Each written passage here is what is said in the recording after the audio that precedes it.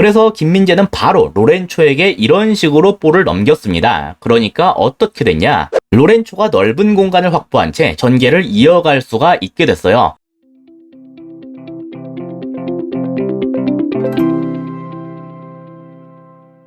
안녕하세요. 축구 보는 기자 축복입니다. 지난번에 나폴리의 수비에 대해서 다뤘었는데요. 사실 김민재는 이날 공격을 하는 과정에서도 상당한 도움이 됐어요. 특히 레인저스의 압박이 꽤 괜찮았기 때문에 더욱 그랬는데요. 나폴리의 기본 포메이션은 지엘린스키를 공미로 둔 4-2-3-1이었습니다. 하지만 후방에서 빌드업을 할 땐 그 모습이 약간 달라졌는데요. 로보트카와 지엘린스키가 한 칸씩 내려오면서 이렇게 4-3-3 형태를 만들었어요. 후방에서 중원으로 보낼 패스기를 조금 더 늘려주기 위함이겠죠. 그래서 이런 식의 변화는 합리적이라고 볼 수 있었는데요. 실제 경기 장면에서 이런 모습이 잘 나왔습니다. 로보트카가 수비형 미드필더 자리에 있고 지엘린스키가 좌측 중미 자리에 있는 중이에요. 근데 나폴리가 중원에 3명이나 뒀음에도 불구하고 그렇게 전개하기가 쉬워 보이진 않는데요. 레인저스가 중앙 지역에 나폴리와 똑같은 숫자를 투입했기 때문입니다. 투톱으로는 센터백들을 잡고 뒤에 3중미를 그대로 나폴리의 중미들에게 붙여버리는 식인데요.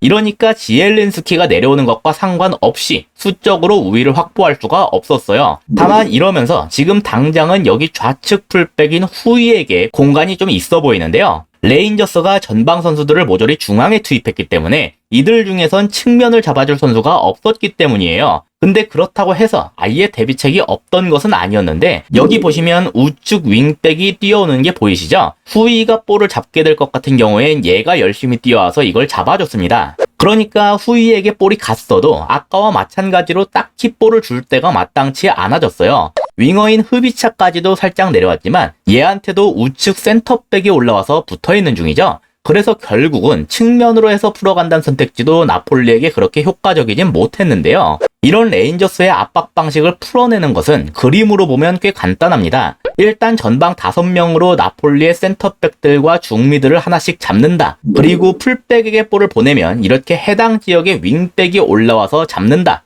사이드에 벌리고 있는 윙어들은 그 지역의 센터백이 올라와서 대신 잡아준다. 이러면서 당장 볼을 잡고 있는 측면에서는 나폴리 선수들 중에서 공간이 나는 선수가 없지만 딱 봐도 어마어마한 공간을 갖고 있는 선수도 보입니다. 레인저스의 압박 구조상 로렌초에게는 붙을 수 있는 선수가 없었어요. 나폴리가 윙어들을 측면에 넓게 벌린 위치에 뒀기 때문에 좌측 윙백이 로렌초를 잡으러 올라갈 수가 없었거든요. 그러니까 나폴리 입장에서 전개를 꾀할 방법은 아주 명확했습니다. 좌측에서 볼을 잡은 다음에 로렌초에게 한 번의 방향 전환 패스, 이거 한 방이면 쉽게 전개가 이뤄질 수 있게 되거든요. 문제는 그 방향 전환 패스를 할 수 있는 선수가 있느냐 하는 건데 이게 사실 말이 쉽지 실제로 행하기는 조금 어렵습니다. 앞으로 나가는 게 아니라 이렇게 옆으로 나가는 패스는 중간에 끊기게 되면 상당히 위험한 역습 기회를 내줄 수도 있거든요. 따라서 정확한 롱패스 능력을 갖추고 있어야겠죠? 여기에서 김민재의 등장이에요. 김민재는 이게 가능한 선수였거든요. 지금도 보시면 김민재를 포함한 모든 선수들에게 하나씩 마크가 붙어있는 상황인데요. 아까 그림에서 보여드렸던 것처럼 로렌초에겐 그렇지가 못했습니다. 그나마 여기에 가깝다고 볼 수 있는 선수는 좌측 톱인데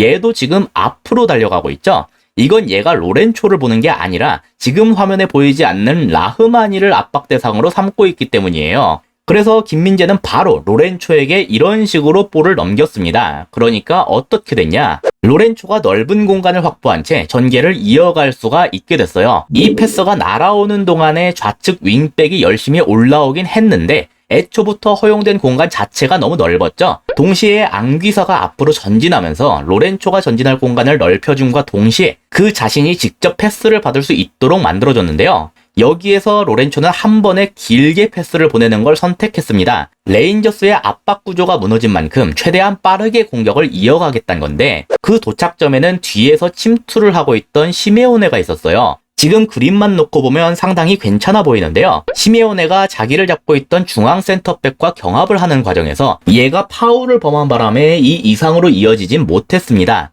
하지만 그럼에도 나폴리의 전방 압박을 뚫고서 시메오네에게 이런 식의 기회를 잡을 수 있도록 만들어낸 것 자체는 상당히 고무적인 일이었고 그 근본적인 부분에는 김민재의 정확한 방향 전환 패스가 아주 큰 영향력을 갖고 있었다. 그렇게 볼 수가 있었어요. 제가 토트넘 리뷰 때 여러 차례 말씀을 드린 적이 있는데 수비수의 전개 능력이 떨어지면 전방까지 공이 가는 것 자체가 답답해지는 경우가 많습니다. 그런 점에서 김민재의 이런 능력은 확실히 나폴리의 공격에 큰 도움이 되고 있다고 할 수 있겠죠.